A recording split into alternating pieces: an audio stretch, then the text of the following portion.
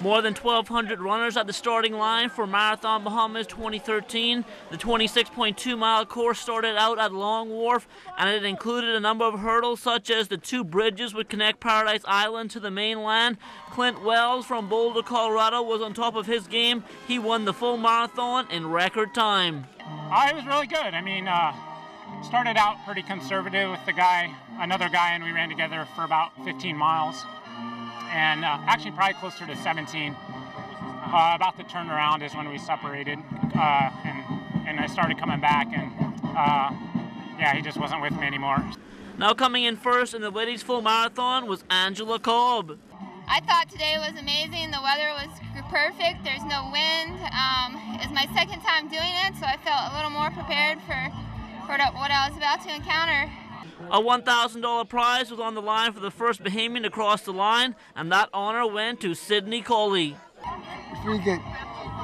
This one really give God the glory. Hanging out in the midst of also my church, with Destiny Fellowship Baptist, the pastor road, and the members there.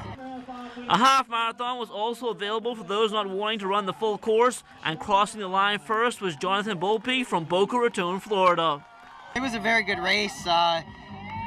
The bridges were steeper than expected, but you know, it was a mile and a half into it, so I still had a lot of energy at that point, and you know, but overall it was a good race. A lot of people out there, being early in the morning, definitely a good time.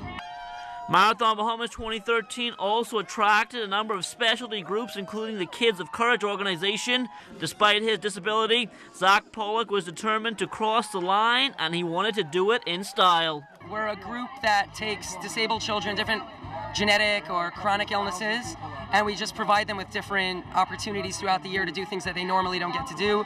We take them on a huge trip, sometimes the West Coast or Florida, and they go on roller coasters. They do things that they're never able to do. And then there are just parties throughout the year, different weekends, Super Bowl parties, and we just keep them entertained. Sponsor of Marathon Bahamas 2013, Franklin Wilson, was happy with the way the race weekend 2013 turned out. What is amazing about this, I just found one of the runners. He came to the Bahamas 2.5 weeks ago, so that stayed in a hotel, so that he could get acclimatized. His body could get acclimatized to the idea of running. So we keep learning more and more about this concept of room nights. Now also singing the praises of Marathon Bahamas 2013 was Sports Minister Dr. Daniel Johnson. I met the editor-in-chief of Runners magazine, and as a little boy he grew up in Cat Island. He's living in New York. He is the organizer of events like this all around the world and grew up in Cat Island.